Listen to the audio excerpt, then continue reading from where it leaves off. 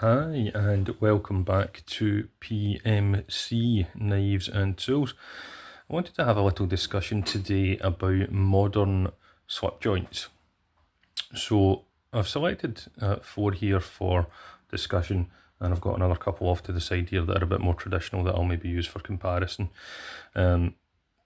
Slip joint knives are knives with a spring in the back that has a notch in it that allows the blade to remain open but stable. So unlike a friction folder, like an open L or something like that. In fact, I've got an open L here. I'll do a quick demonstration. So it has a pivot here, no spring on the back.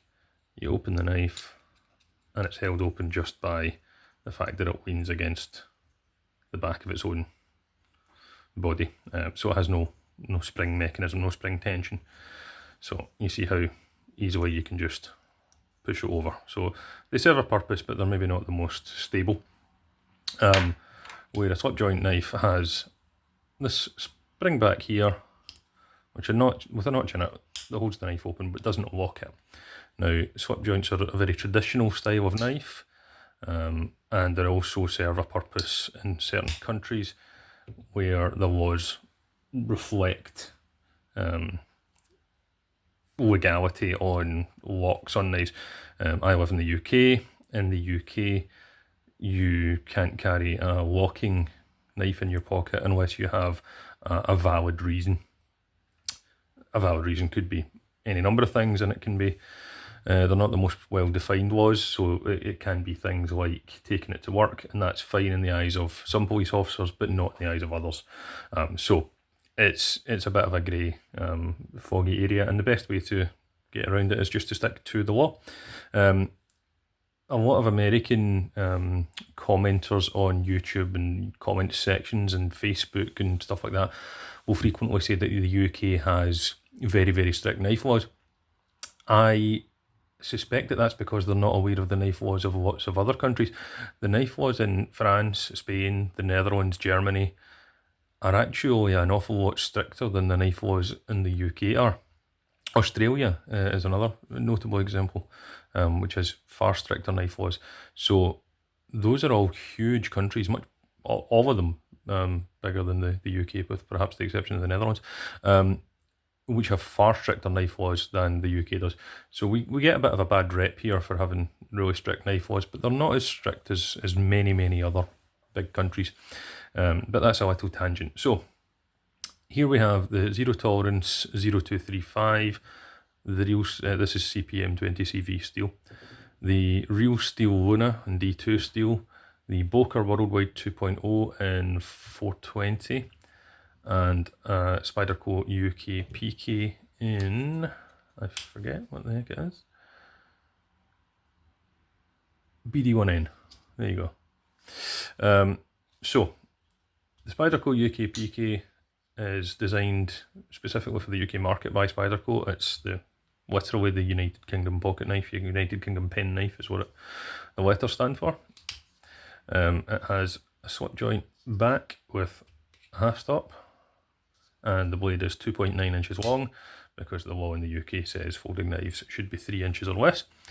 The Boker Worldwide 2.0, as the name suggests, is designed to be legal in pretty much every country. So countries like Japan, where the knife laws are quite strict, UK, etc. So it's a 2.5 inch blade. Interestingly, it's called the Worldwide, but if you look at the Spanish knife laws, this wouldn't be acceptable because although it's non-locking and only 2 inches long, the blade has a point. In Spain, the knife law says rounded tips. But again, these are discretionary, according to anecdotal evidence that I've seen, that some police officers will accept that knives have points and it's otherwise legal. So yeah, before you go off in the comments, Americans trust that there are much tighter laws elsewhere. The real steel Luna, again UK legal, slip joint back with a half stop, as these all have half stops. D2 steel. The interesting thing with this one is the half stop is at about 45 degrees. Kind of novel. Got a little sharpening choil there. D2 steel, full length ambidextrous nail nick on this one, which is also true of the Boker Worldwide 2.0.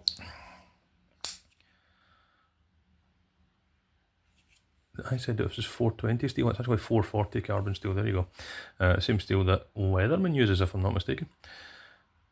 Feel free to correct me if it's 420 they use, but a little bit of wear there from it being in my pocket all the time.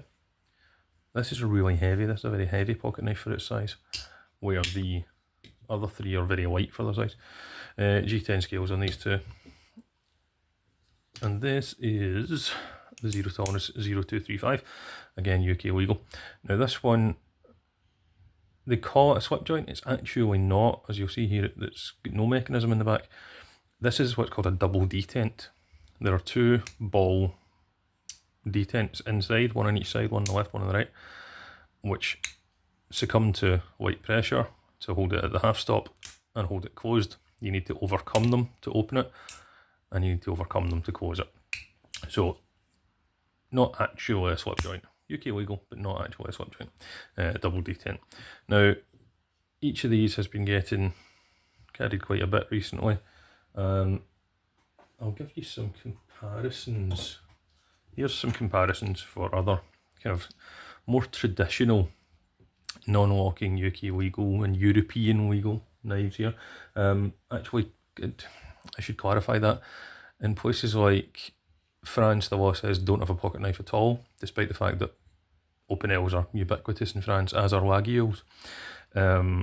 In Germany and the Netherlands, the law says if you're going to have even something like a Swiss Army knife, don't have it in your pocket, have it in your backpack, and have your backpack zipped and padlocked. So there you go. So you think UK knife laws are strict. So this is a slip joint. Slip joint spring back there. You'll see it raises up slightly in the moving. No half stop on these, and then closes like that. And these are just ubiquitous, traditional Swiss Army knives. Let's see a quick comparative size there. Oh, more or less the same size. Yeah, pretty much. And the open L, this is an open L number 5. I used to have the number 6 for a long time, but I used it literally to death. I used it till it was in bits.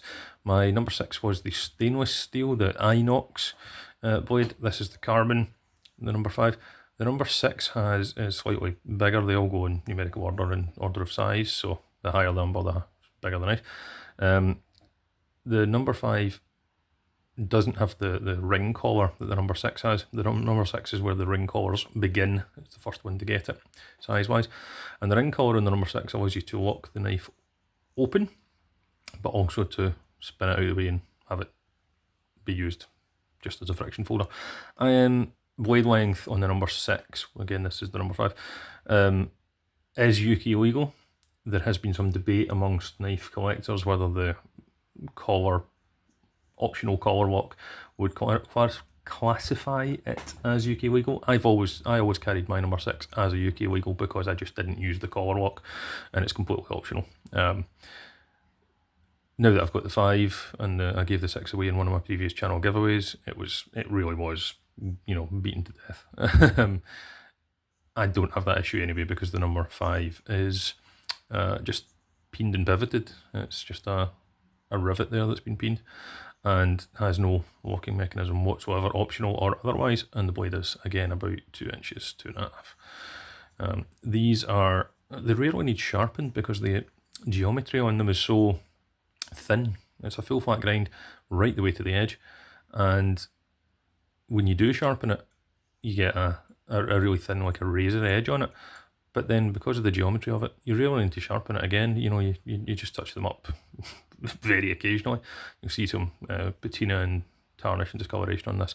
That's because it's been used, because it's a carbon steel, not an inox, not a stainless. So, modern folders as opposed to traditional folders.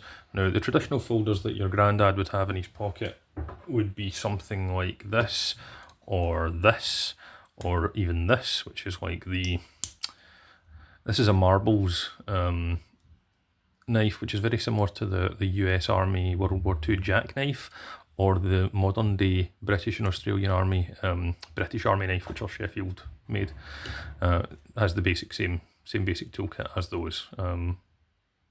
Plain steel blade, can slash bottle opener, and a large kind of slotted screwdriver slash pry tool, which is used for, I believe, something to do with weapon disassembly. Correct me if I'm wrong there. And just a baler hook.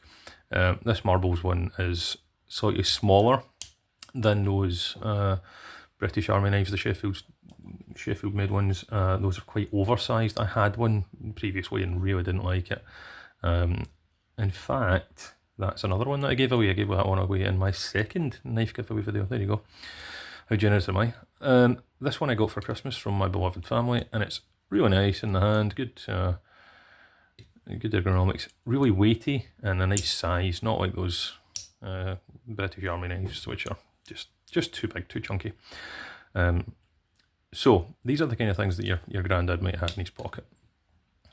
Traditional kind of peasant knives, friction folders, Swiss Army knife, or a traditional kind of jackknife type thing. So if you're looking for traditional, knock yourself out. I love a traditional knife. You'll have heard me wax lyrical about this Victorinox Spartan on many occasions, and you can see all the wears and tears and scuffs and bumps and bruises it's had over the years. But if you're looking for something a little bit more modern and sleek and snazzy and impress all the cool guys, these are your sort of options. They're not all the options, of course. There are literally thousands of options. These are just 4 examples that I picked today. Zero tolerance 0235, CPM 20CV, excellent. Really expensive though. I'm quite picky about how much I use this one. I probably shouldn't be, because I'm a big proponent of use your stuff, buy them to use them. But I just have this kind of what if it gets damaged? I probably shouldn't. I should use that more. But I just always worry about the expense, which is stupid because I paid for it and it's only got value if it uses it, if it's used to pay for itself, basically. The Real Steel Luna that I got for Christmas. This is the one that I mentioned on a previous video. The deep carry pocket clip snapped off, so I sent it back to Heine Haynes, the UK knife retailer, and they very kindly repaired it and sent it back to me by recorded post. Really like this one. Lovely and light. I like the colour. I like the tactile nature of the scales. They're nice and grippy. I like the fact it's got the sharpening choil. I like the little bit of jimping underside, but no jimping on the top. I like the shape of the blade. I like the grind, which is a flat grind, which I always enjoy. I like the fact it's UK legal. I like the novel 45-degree half stop. Really not sure why that's there, why they chose to do it there rather than at 90 degrees. I like it anyway. I wouldn't be putting a lanyard on it. I'm not a big lanyard guy. I like the fact that the pocket clip is deep carry, so it's quite discreet. I don't like to have it very obvious that I've got a knife in my pocket, even though it's legal. Just a personal preference. I don't love the fact that the pocket clip is kind of riveted in place. So if this one should snap like the last one did, I would have to send it back to Heine Haynes again, because I couldn't simply unscrew it and replace it myself. These have all just been given a strop, so they should be nice and bitey. This is the Boca Roll Wide 2.0. I bought this. I'm not usually a big one for falling for recommendations and stuff. I usually like to go my own way. But I watched a video on YouTube by a channel called Gideon's Tactical. It's not really my sort of flavour, that channel, but it popped up in my newsfeed or my algorithm or whatever, and I watched it, and this was the video he was talking about. And I think the reason it probably popped up in my algorithm was because he was talking about a lockback, a non-lockback, a slip joint back knife, which is very much my jam. The algorithm probably recognised that, because that's the kind of content I make, the kind of things I carry, and the kind of things I talk about. So I watched the video, and he was recommending it because it's got a really solid lockback, spring back mechanism. So it's almost like a lockback. So you can carry it safe in the knowledge that it is under the illegal length, well within the legal limits of blade length in the UK and other countries.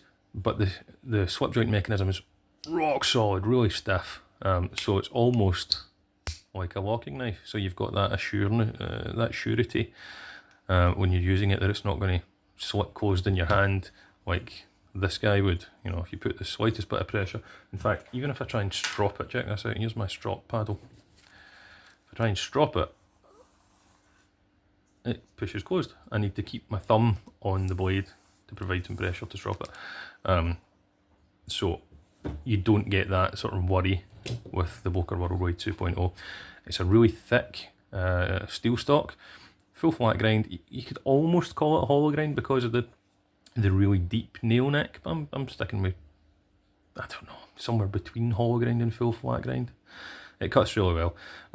It's very easy to strop back to life. I don't use any sort of sharpening tools on it other than a leather strop, because of the steel it's made of. 440C is easy to strop back to life. This one has loads and loads of pocket time. I have used it, love it, will continue to use and love it. And the half stop's really strong. You hear that clunk from the back spring. The back spring in this guy is really stout, really well tuned. The Spyderco UK penknife, the leaf shaped blade, they also do this in a, I think they call it a drop point or something. I don't like the other shape, it looks weird. Some Spyderco knives I dig, some I don't. The other blade shape of this one does nothing for me. This is the bright green version. It's got the deep carry wire skeletonized pocket clip, jumping at the top, jumping at the bottom, big spider hole for opening and closing. Liking this one, still getting used to it, not long arrived. Just unboxed it recently, just knocked all those over. I just unboxed it recently, but I've been carrying it a lot. Quite like it.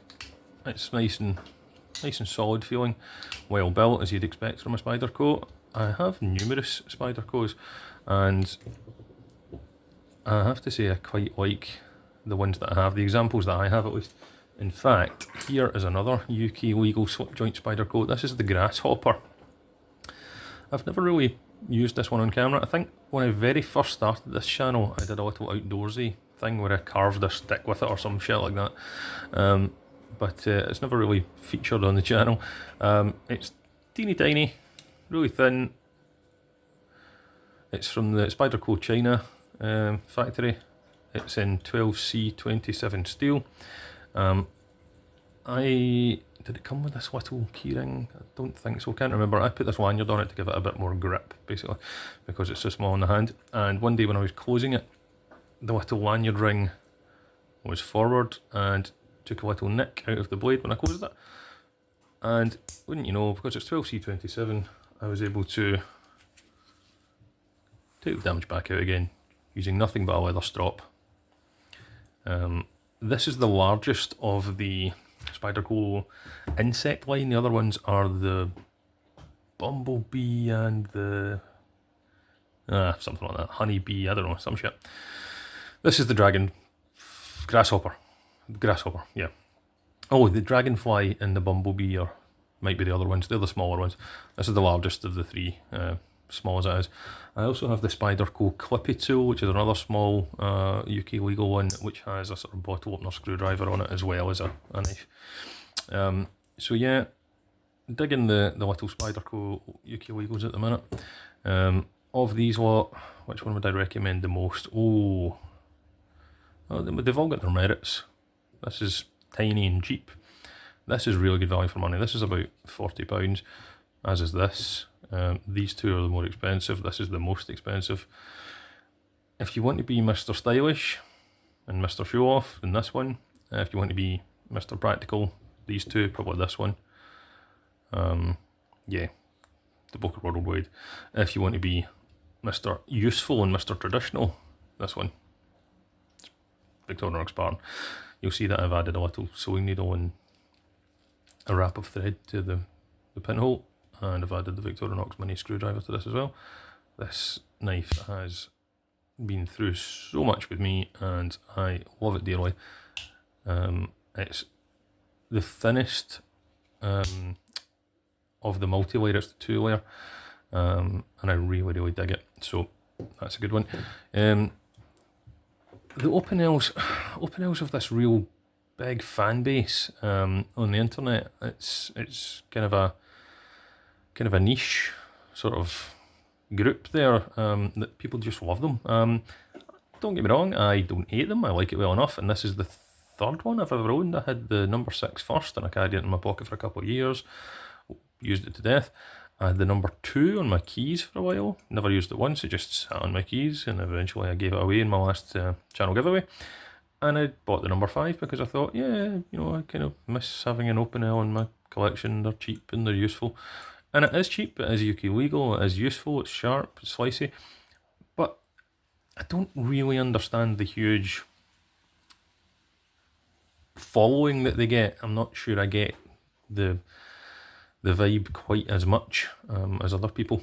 I see it purely as a little cheap, almost disposable. The type knife, they cost about £9. They swell up if they get wet. They get stiff, and they don't have any tension on the blade when you're trying to sharpen them.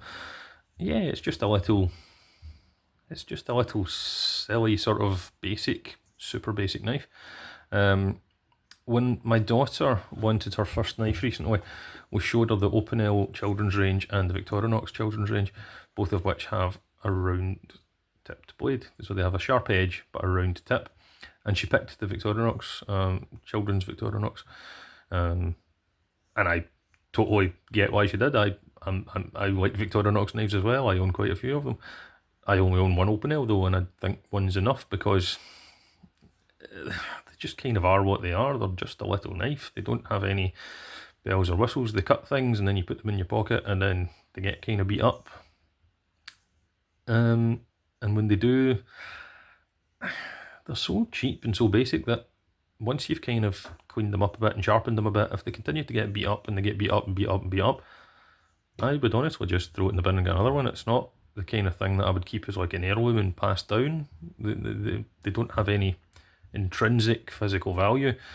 To me, this is purely subjective. You guys make your own opinions, start your own YouTube channel and prove me wrong and tell me how shit I am. But to me, something like this is far more appealing, far more useful, far more well built. And again, Victorinoxes are not super expensive. This is like, I paid £16 for this a few years ago. Nowadays they go for about 20, and they'll last a lifetime.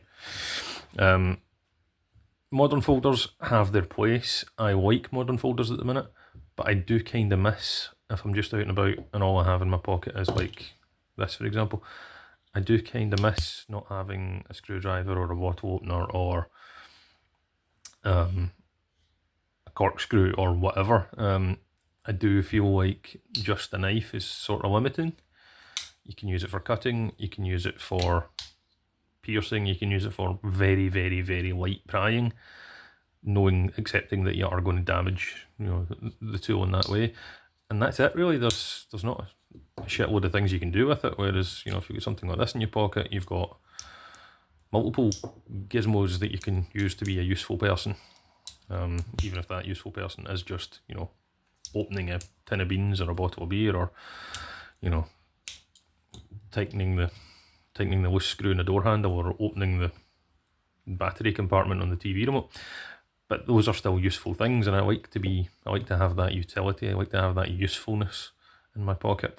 So modern folders, absolutely cool, nice, stylish, useful, well built, aesthetically pleasing. And these ones all happen to be UK legal, of course. But I do find that if I just carry a folder on its own, I do feel a little bit underdressed, a little bit like I need something else. So in that occasion, I will sometimes throw something like this in my pocket, which is my Leatherman skirt, and that way I've just got, this can go in the 5th pocket of my jeans, the little watch pocket in the jeans. I barely notice it's there, I almost forget it's there, and it's got just a couple little bits that make me feel a bit more useful. These little pliers are great for the supermarket, because when you put your trolley coin into your shopping trolley, sometimes they get stuck, and you can use this to pull them back out again. Maybe that's just me. That might just be a niche thing for me. But yeah, it's got a couple little screwdrivers of questionable quality, but it gives me a couple more bits to feel useful if all I have in my pocket is a folder. This one I mentioned in a recent video was kind of beat up. I got it second hand from a guy that, a kind of Facebook group in Ireland that kind of sells old Victorinoxes and old Leatherman tools. Don't know where he gets them, seems to buy them in bulk and then just kind of sell them on. And this one was pretty beat up. The spring is snapped in the scissor, although the scissor does still work without it, you just sort of have to do it manually. And the blade was all kind of beat up and chipped, so I re-sharpened it and made it slicey. But it's very much a kind of a backup tool. It's not the kind of thing that you would use as your go-to all the time. You know, you wouldn't use it as your main knife or anything. But if you are somewhere where you're not really wanting to have, either through choice or through law, a knife on your person, then a keyring tool like this is the alternative, isn't it? It's something like the Gerber Dime and the Gerber Vice, the Leatherman Squirt, the Next Tool Mini Sailor. Tools like that are great little keyring tools, just to have that, okay, I've still got useful little tools on me, even if I'm in a place like I don't know, a sports venue or a concert venue or something where I'm not supposed to have.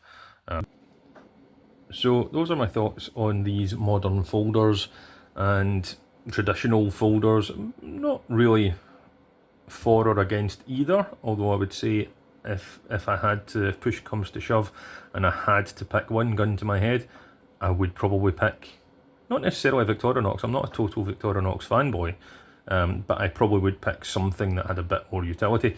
If you put a gun to my head and said, which one of these 5 modern folders would you pick, I'd probably go for this one.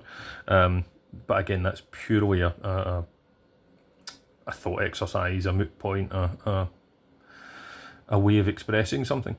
So tell me what you think.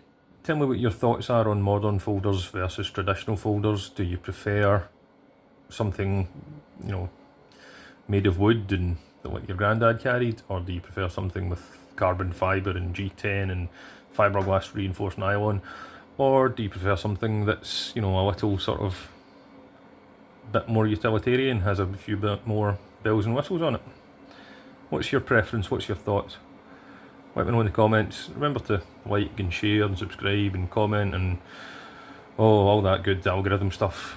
Love all that stuff. Right guys, take care, thanks for listening to me rambling, and stay safe, stay sharp, look after yourselves.